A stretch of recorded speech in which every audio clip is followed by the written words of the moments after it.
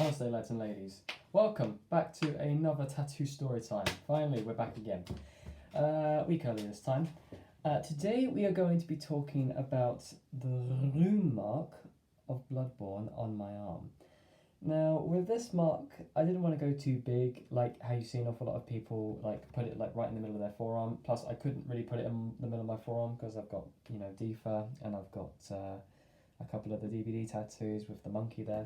I'll be talking about the monkey probably next week actually, because that's quite a funny one to tell. But yeah, today it's about my runic Bloodborne mark. Now, an awful lot of people don't know the story behind the runic mark, but I've probably already told you this, but I'll tell it again. This is meant to represent a upside down hanged man. So these are his legs, these are his arms tied behind his head like this as he's upside down, and this little section here is the blood from his neck after they've slit it, basically. These are meant to represent hunters, basically, in a certain sense, and the ghouls and monsters and all that would hunt them in the night would hang them upside down on stakes, and then they cut them, basically, kind of like what Ramsay Snow would do in Game of Thrones, except he had them on X-like stakes, and then he would disembowel them and rip them open, their flesh open to their chests, basically. So then all that would be exposed is their heart and lungs, basically. Very horrible torture method. Kind of like how there are some torture methods throughout all time that are very interesting to learn, really. Like in Greece, if you've probably heard of the not the ball on fire, like the steaming ball. I don't know if it was made of bronze or iron or something like that. I think it was bronze because it was more accessible during that time.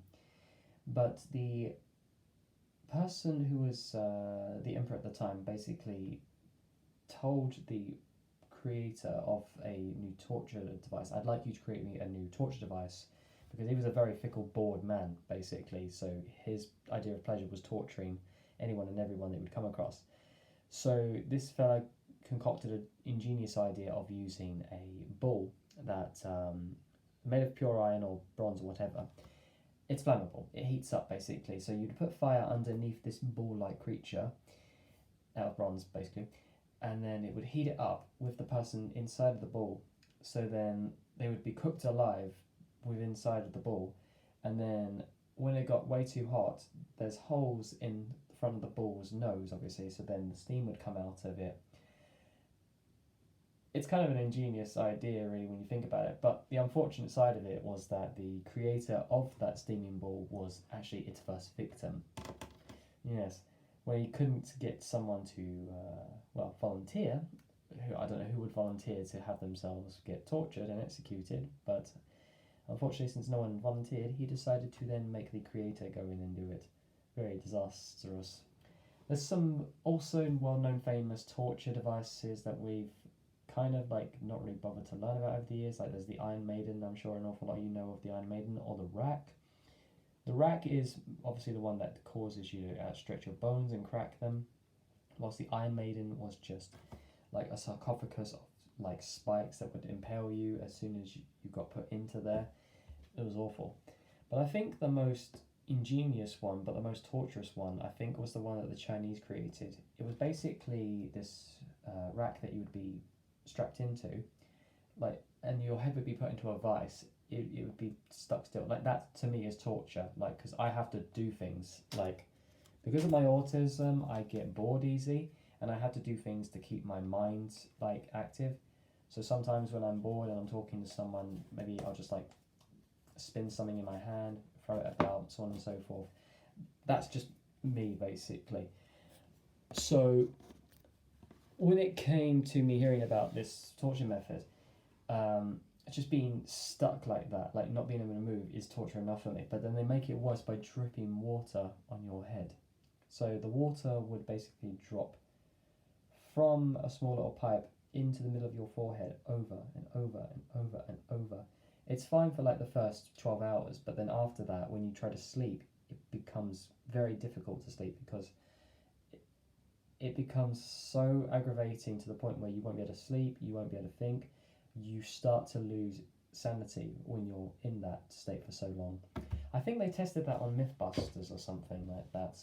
Yeah, Carrie, bless her heart, she volunteered to get strapped into it. I think she could only handle like 7, maybe 8 hours or something of that with it. And then she started to tear up because it was like too real to her, basically, which is understandable. I mean, it's a torture method, basically. It's meant to cause insanity in a certain sense. It just astounds me how, you know, we as humans are more productive at war and torture and pain than we are at peace and, sobriety and all that stuff. It's hysterical, really. So I wanted to talk about Bloodborne, obviously, because I kind of jumped into the the Bloodborne game quite late. Although I never managed to get it on the channel until recently because I never had the opportunity to finally sit down and enjoy it for what it was, really. Although I did play it like 5 years ago, and I really did enjoy it. But it was enjoyable because I think I had Dan alongside me, a friend of mine. We both co-opted it together, and then the playthrough that we did one time was very enjoyable. But I really wanted to like enjoy it by myself and explore and do my own little thing, basically meet the people within the game. What I loved about Bloodborne was the whole idea of the Cthulhu aspect to it, the like gothic punk look to everything, because the art style was very gothic looking. It was very black, very dark, very dingy, but not so overly dark where you can't see shit. That's what I really hate with horror games, because Alien Isolation did that very well, where it wasn't too dark where you couldn't see anything, but it was just dark enough so that it hid the alien from you, basically. Whereas what they do in most movies now these days, they make everything dark, everything so dark that you can't see jack shit, basically. That's why I didn't watch the Prey movie too much, because there were quite a few scenes in that where you couldn't even see what was going on. They did the same thing with Aliens vs. Predators Requiem, where that was just, the whole movie was dark, you couldn't see shit. And that's probably their idea of like skirting around the lack of money they had to go to the producing and directing of the film, basically, which is a shame because, I'm an avid lover of aliens, xenomorphs, and Yautja predator films, basically.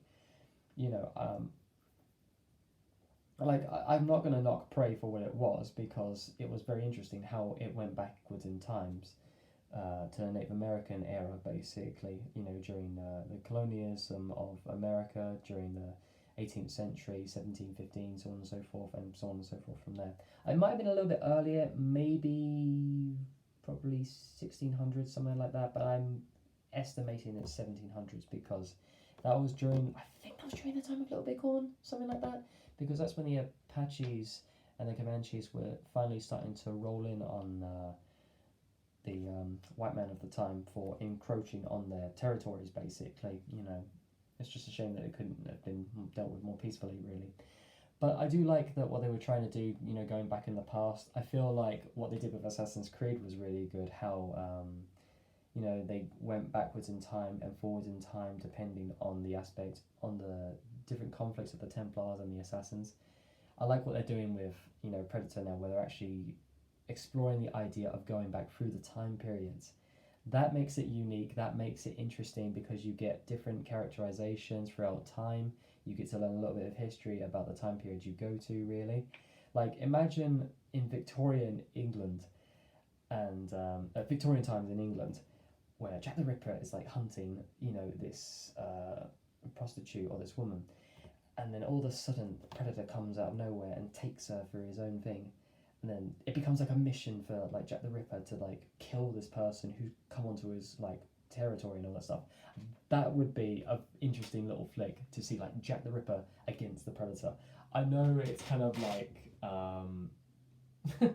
it's kind of like the stupidity of it, like Jack the Ripper versus the Predator. That's not going to sell. Are you joking? That sounds like a great film. I'd love to see like England's most notorious serial killer go up against a freaking Yautja predator from outer space. That sounds like a great flick, honestly.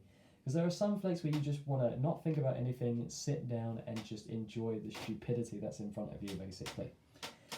What was I talking about? Bloodborne. Yes, I've gone completely off the topic. Sorry, I always tend to do that. My apologies, lads and ladies.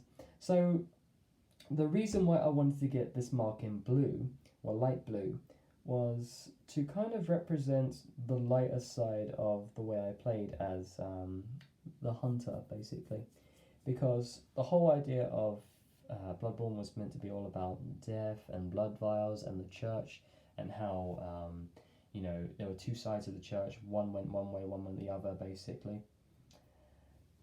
So I like to put myself into these stories, and I like to imagine that my hunter is like a protagonist through and through. I've always been one for the heroes. I've never been one to root for the villains, unless they have a good arc. It's kind of like in Saw, where John Kramer, like, his whole story arc is kind of convoluted sometimes, and I know that his mission is kind of like, to try and make people who he puts into his traps and weird fucked up mind games of, the jigsaw pieces. It's very fucked up, basically. But what he is trying to teach them is something that we have kind of lost over the years, basically, is our survival instinct. And that I do agree with. I feel like, if you are on the edge of death's door, basically, and you've gotten to that point where you don't want to live anymore, you feel like you're a waste of space, you feel like you're not giving your all in life, then I feel like you don't deserve life, basically. And I always believe that.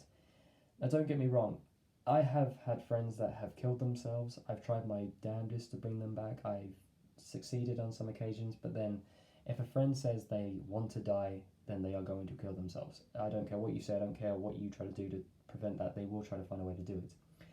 Unless you can get to them in time, like 5 minutes beforehand, just talk to them, just try and reassure them that they are heard, they are listened to. You can always save a life, but then there are just some that cannot be saved, unfortunately.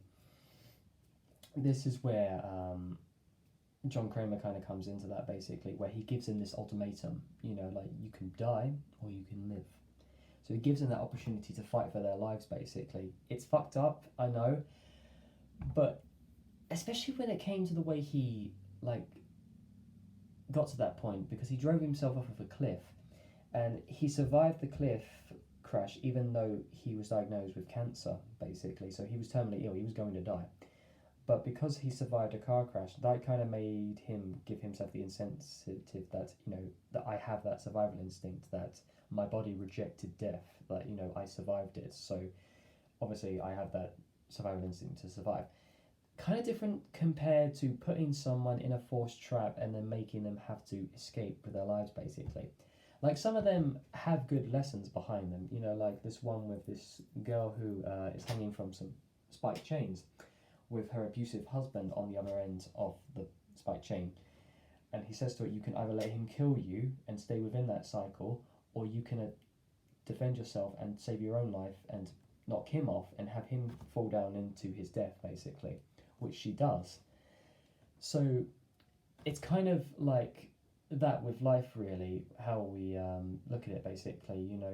We can either do bad things that make us feel good in the moment, and take our pain away, or we can do the hard choice and help ourselves out of those situations when it comes to certain aspects like drugs, or the loss of a loved one or a friend, or like, alcohol and stuff like that.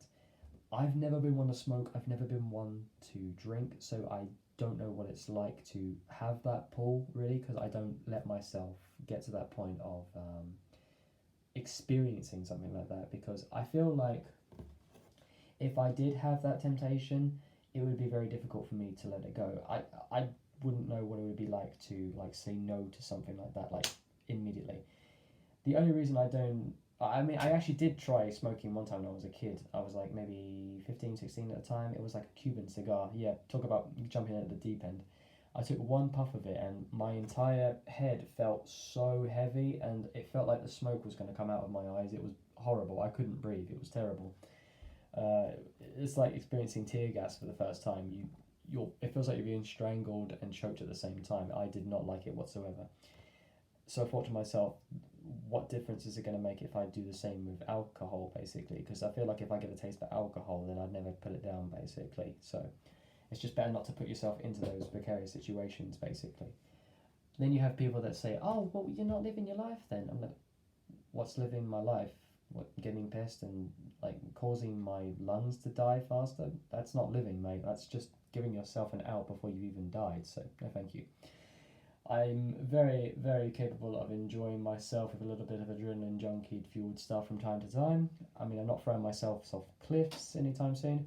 That was my younger self. My older self is a little bit smarter now. I mean, when I was younger, when I threw myself off of the Acropolis in Greece, I at least knew to go to like that little spot in the ocean. Like I swam out to that spot to see that there weren't any like jagged rocks or, you know, pools of jellyfish or anything like that under there. Because Greece has a lot of jellyfish. Very surprised how an awful lot of jellyfish they have, like in Portugal as well. My God, I jumped into the sea for like 5 minutes. I dove under to see an entire screen of jellyfish right in front of me. An entire freaking screen of jellyfish. I was shitting myself because I looked behind me and they were starting to swim behind me, so I had to dive down underneath them and then come back up. I think I even saw a man of war amongst them or something like that. It was very strange. Don't know what he was even doing there on the shore, because normally man of wars tend to be a little bit more further out to sea, so kind of strange really. But yeah, because it was so hot, it was like 40 Celsius, so I had to go into the ocean because it was too bloody boiling. This was like back in 2008, I think. Yeah, 2008 or 9, I believe it. I might be getting the years wrong, but it was a very long time ago. But yeah, it was a very good time when I went to Portugal with my mum and family. It was very enjoyable. So yeah, that's kind of the reason why the colour is blue, and I have no outline for it basically. It looks very nice the way it does basically, although this will definitely need a touch up sooner or later on in life basically. But yeah, I'm an avid Bloodborne lover. I'm a game lover as well. I've got an awful lot of gaming tattoos. I've got my Assassin's Creed, I've got my Dead by Daylight with Rin, I have the one with Sadako and the Blight there, of course, and there's always room for more. I would also be thinking about getting something else from a game that I'm really used to enjoying when I was younger, and that was a Quidditch style tattoo. Except with this one, I'm going to create something similar to the Brighton and Hove Albion Seagulls look.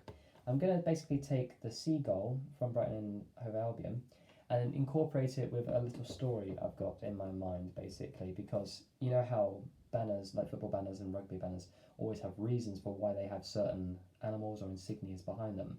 I want to create something for this one.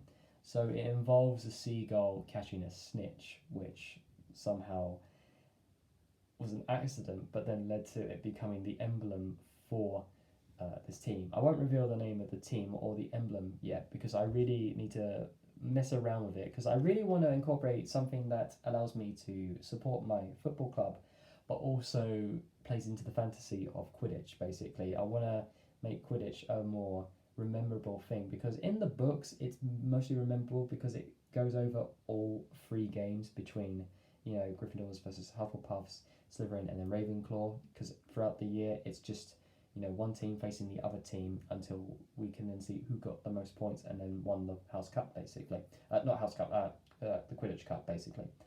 Whereas in the World Cup it's a 16 country, well it depends on how many countries there are that go against one another, and then in the finals it, you know, it ends, you know, best one with the most points wins basically.